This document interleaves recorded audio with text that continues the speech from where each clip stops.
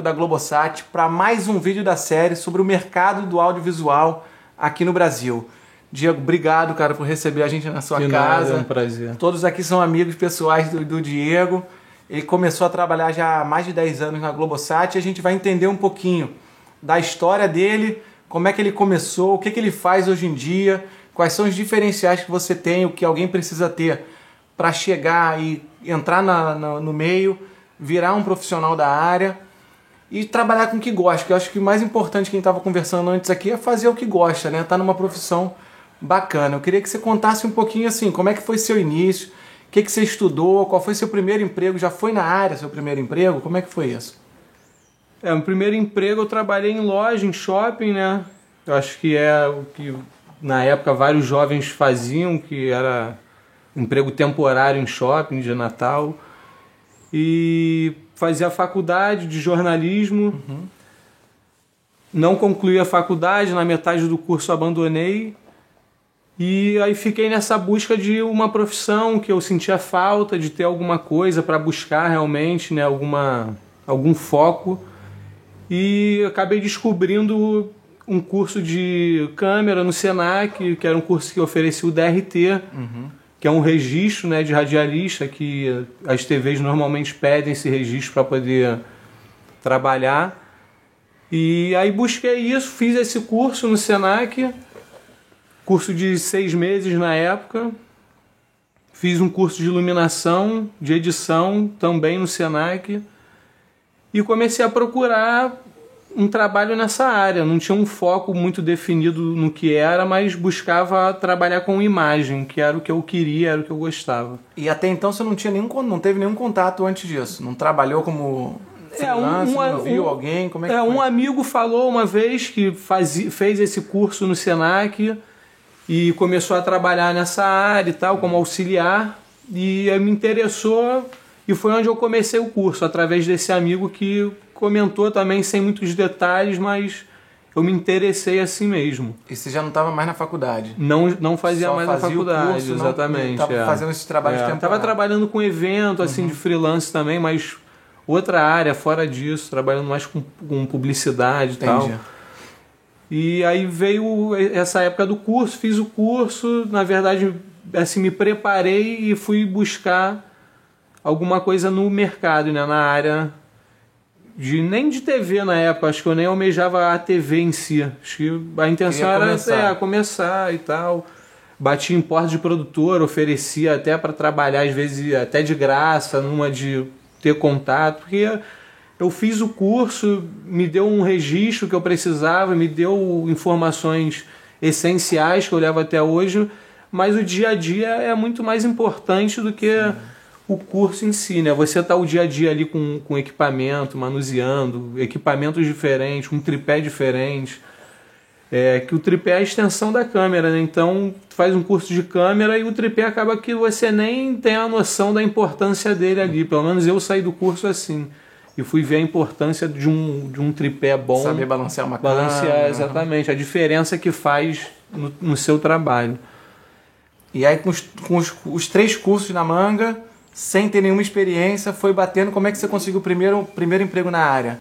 Um amigo do meu pai que trabalha na Globosat há muitos anos, acho que desde que começou a Globosat, já veio da Manchete, é um cara pequeno, e me perguntou, Diego, como tá? E meu pai falou, tava fazendo jornalismo, mas abandonou, trancou a faculdade, e fez um curso agora de câmera, de edição. E aí ele comentou que trabalhava lá e me convidou para ir lá conhecer. Foi o meu primeiro contato com a televisão, de ver por dentro como funciona, ver um estúdio. Entender mesmo. E ver até áreas que a gente nem sabe que existe, nem imagina que tenha profissionais cuidando daquilo ali. Então, foi o primeiro contato. E, através dele, eu comecei a trabalhar para a Globosat, prestando serviço como freelancer de Cabo Man.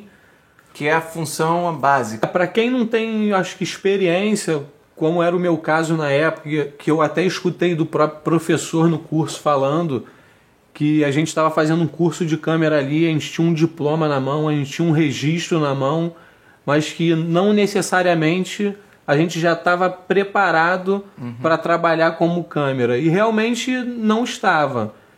Qualquer um que saísse dali e fosse fazer um trabalho com câmera, valendo mesmo, que foi o meu primeiro contato, foi na Globosat, na televisão, com um padrão altíssimo de qualidade, realmente eu não estava nem um pouco preparado. Eu conhecia tecnicamente um equipamento, mas não tinha sensibilidade, não sabia realmente a importância que era, a responsabilidade que era estar ali naquela posição com a câmera no ombro, com a câmera...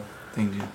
E você ficou quanto tempo prestando serviço como freelancer para depois você virar câmera, ou você foi contratado como caboman e depois virou? Como é que foi como é que você chegou até a profissão que você tem hoje? Como é que foi o passo a passo? Foi importante ser caboman? Sim. Assim, a minha trajetória eu acho que foi até, como caboman, eu acho que foi até rápida.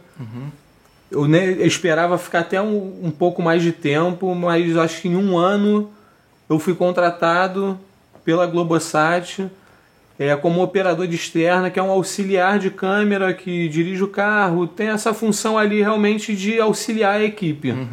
E fiquei mais 1 ano nessa função, também importantíssimo para quem está nessa caminhada para virar cinegrafista, de você estar cada dia com um cinegrafista diferente, vendo como cada um trabalha, como cada um ilumina. É uma escola também. Sim, lógico. Você vê cada profissional diferente e você faz tira um pouquinho de cada um e vai formando o seu próprio perfil de trabalho, né? Mas os profissionais mais antigos estão há mais tempo ali, que realmente são ótimos profissionais, e você observa, lógico, até hoje eu observo e uso como referência para mim. Há quanto tempo você está com essa função de repórter cinematográfico? Quanto tempo você está lá? Você entrou quando? Eu fui contratado na Globosat em 2007, no Pan-Americano, do Rio de Janeiro. E aí fiquei mais 1 ano. Acredito que em 2008, assim, eu tenha sido efetivado como cinegrafista. Já tem 8 anos. 8 anos. E você lembra como é que foi essa transição? Foi fácil? Chegou lá no seu chefe e falou, eu quero mudar, ou ele chegou para você, eu quero mudar? Porque tem gente que acha assim, né? Começa a trabalhar com uma função e fica esperando alguém chegar para ele e falar, a partir de amanhã você não é mais assistente, você vai ser um cinegrafista. E da noite para o dia as coisas vão acontecer. Eu queria que você me explicasse como é que foi no seu caso, assim.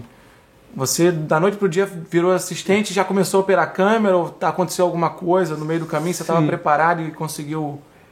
Eu era caboman, a chefia, né, os supervisores já sabiam que eu tinha um interesse pela câmera, pela imagem, que nem todo caboman que está ali tem um foco, tem uma função que ele almeja estar, seja áudio, seja cinegrafista, seja operador de vídeo, diretor de imagem, enfim, nem todos têm esse caminho. Tem uns que são cabomans profissionais, vivem disso há anos, gostam do trabalho, fazem muito bem e é isso, não querem sair disso, eles querem ter essa função.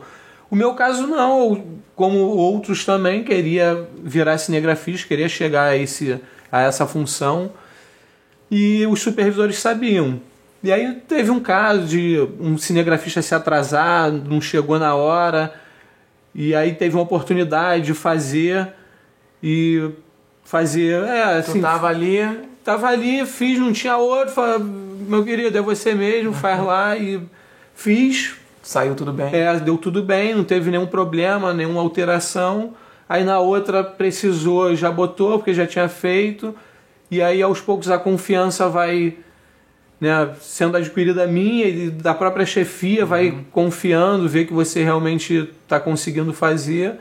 E aí é um processo, né? E as coisas vão acontecendo e acho que também é um pouco de sorte, de estar no lugar certo na hora certa. Sorte com preparação, né? Porque só sorte pura não existe. Não dá para ficar sentado esperando no lugar certo, na hora certa, e ter feito teu dever de casa. Exatamente. Saber o que quer. Porque se você quisesse áudio, tua visão seria outra. Sim. A sorte não vai bater também na porta da tua casa e te chamar, mas... Assim, eu acredito que na sorte que eu digo de repente estar num evento que eu poderia não estar, e naquele evento, cara, e eu acabei tendo a oportunidade que eu tentei, né, abraçar e não largar mais, né? E o que essa profissão já te proporcionou, assim? Você já está lá há 8 anos, o que você já fez de interessante? O que você fez lá que você não faria em outra profissão? A gente no trabalho comenta entre a gente sobre isso, das possibilidades que a gente tem da nossa função de poder viajar, de repente estar fazendo um show no Rock in Rio no palco, um show de uma banda legal, uma banda de um popstar, e você tá ali no palco fazendo aquele show, fazendo uma Olimpíada, uma Copa do Mundo. Nesse caso de evento, acho que poucos lugares poderiam me proporcionar tanta coisa legal assim, sabe? Tanta coisa grande. Pô, tá numa Olimpíada é uma honra, assim, né? Participar de um evento desse tamanho, o mundo inteiro envolvido, o mundo inteiro vendo aquilo ali, e participar de uma cobertura em outro país, passar 2 meses morando num país, fazendo a cobertura de uma Olimpíada, de uma Copa América. São oportunidades únicas, né? Que eu acho que jamais teria. Conhecer lugares diferentes, lugares que assim até a turismo a gente não iria, de repente, que o trabalho acaba te levando lá em busca de uma história legal.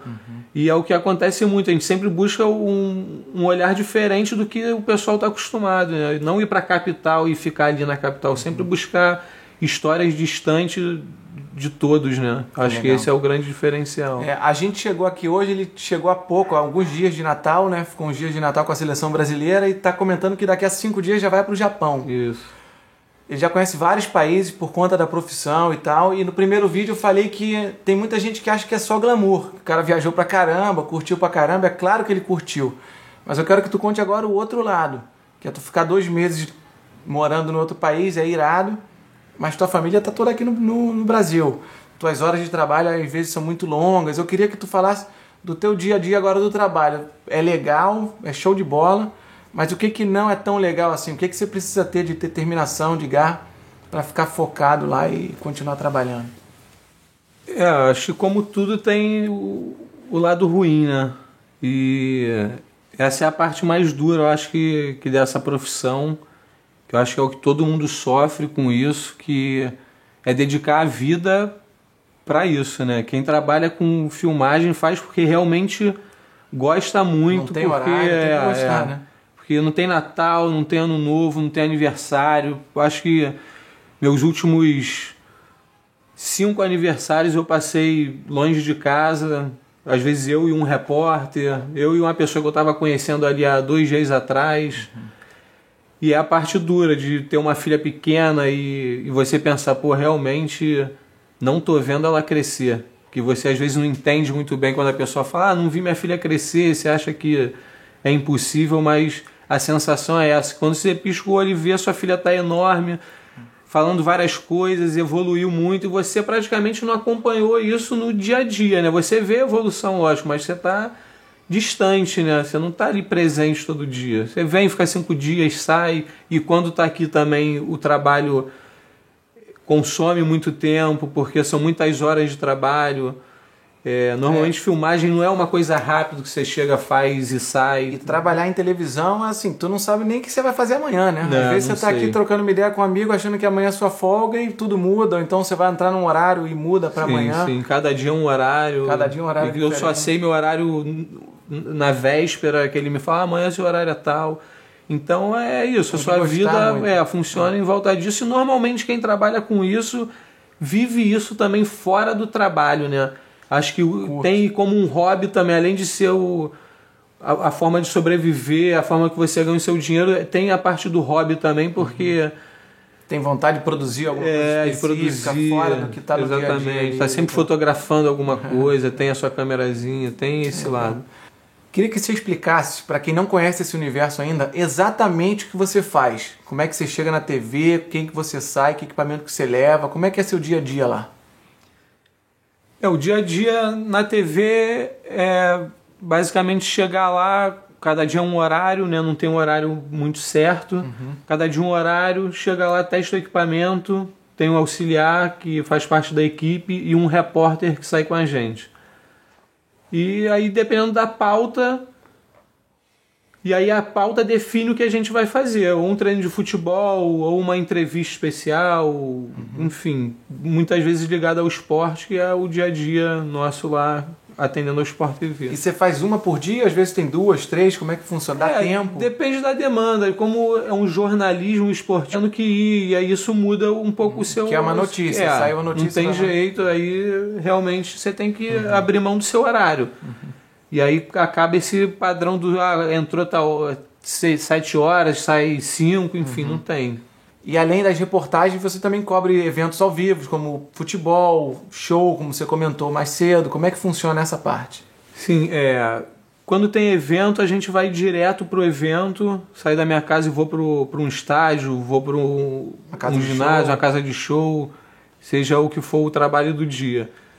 E chega lá, tá o evento montado, a câmera já tá ali bonitinha, balanceada, alinhada, configurada para aquele evento, para aquela luz. E normalmente tem uma transmissão de futebol, mais de 10 cinegrafistas, operadores de áudio, muitos técnicos, eletrotécnico, tem um profissional que roda o replay, por exemplo, no jogo de futebol, tem um profissional que é operador de vídeo que vai configurar sua câmera no diafragma, no caso, ele que controla, ele que faz esse ajuste, nas bate o branco. Nas transmissões ao vivo, você só controla foco, zoom e enquadramento. Foco, zoom e enquadramento. E aí você tem um diretor de imagem que está ali cortando. Normalmente você tem um coordenador do canal, que é a pessoa que passa a linguagem que ele quer o produto, como vai ser. Enfim, envolve vários profissionais, um caminhão enorme, com muitos equipamentos, e passa tudo por ali, e dali faz um filtro e chega até a casa do telespectador. Legal, legal. Queria que você explicasse um pouco também como é que é assim, você começou há 8 anos atrás. Como é que é para se manter atualizado numa indústria que de todo mês sai 2, 3 câmeras? Um ano você vai ver quantas câmeras foram lançadas ano passado, você tem mais de uma dúzia de boas câmeras sendo lançadas. Como é que isso funciona? E qual é a importância de um profissional estar inserido numa TV para isso? Porque às vezes o cara está... Eu acho que estar dentro de uma TV do tamanho da Globosat, a dimensão que a TV tem, os equipamentos, realmente facilita, porque esses equipamentos que lançam normalmente chegam primeiro ali, passam muito cedo pela nossa mão, às vezes antes da maioria das pessoas terem acesso.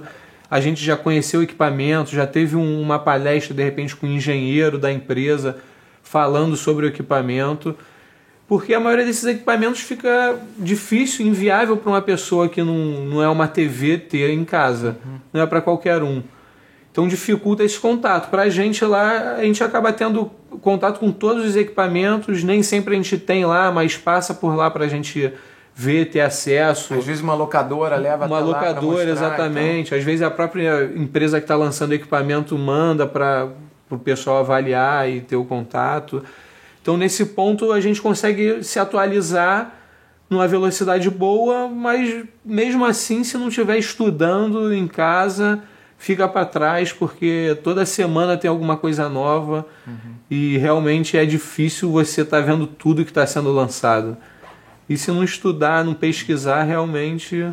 Fica para trás, né? Fica para trás. Aproveitando esse gancho para finalizar aqui nossa conversa, eu queria que você explicasse nessa linha de estudo e tal, como é que o cara que está começando agora, um jovem, ou então alguém que está em outra profissão e quer migrar para esse mercado, focado mais na sua profissão de repórter cinematográfico e tal, quais são os conselhos que você daria para esse cara, para essa menina, para esse rapaz, que querem começar e estão perdidos, não sabe por onde você fez os cursos, a câmera, os outros cursos provavelmente foram fundamentais também para você entender todo o universo, né?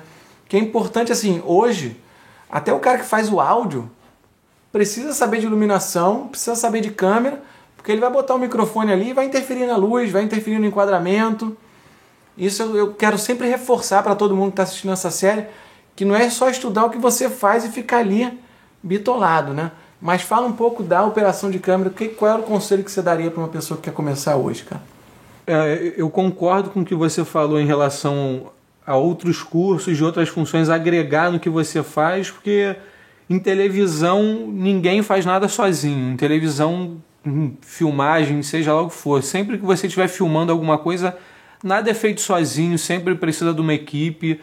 E você saber um pouco da função do outro vai ajudar como equipe, né? Você sabendo a limitação de um microfone, a distância que ele precisa estar ou não. Saber de luz para um cinegrafista é fundamental, porque se você não souber iluminar, você não vai ter uma imagem bonita, você não vai ter uma boa imagem, então faz diferença. A edição em si, você sabendo o que você pode ter num pós, né, as ferramentas que você tem depois de estar filmado, também ajuda muito na hora de você fazer um take, de você pensar numa imagem, pensar no que pode ser feito depois. Eu acho que agrega bastante. Legal. E para o cara que quer começar, qual é o passo? Você recomenda isso do cara fazer um curso primeiro, procurar uma escola, ou também pode bater na porta de alguém e tentar? A gente estava comentando mais cedo assim, que por acaso um amigo do pai dele trabalhava na Globosat. O mercado é muito fechado, né? O mercado de TV é muito fechado. Mercado de televisão. Normalmente você entra por uma indicação. Você estava falando comigo antes que a pessoa não basta ser um bom profissional, tem que ser confiável, tem que ter boa índole, saber trabalhar em equipe, como você falou. Se relacionar bem. É fundamental a relação da equipe ali para o trabalho fluir bem. Para mim, a minha opinião, eu sempre falo isso assim para a galera que está trabalhando comigo.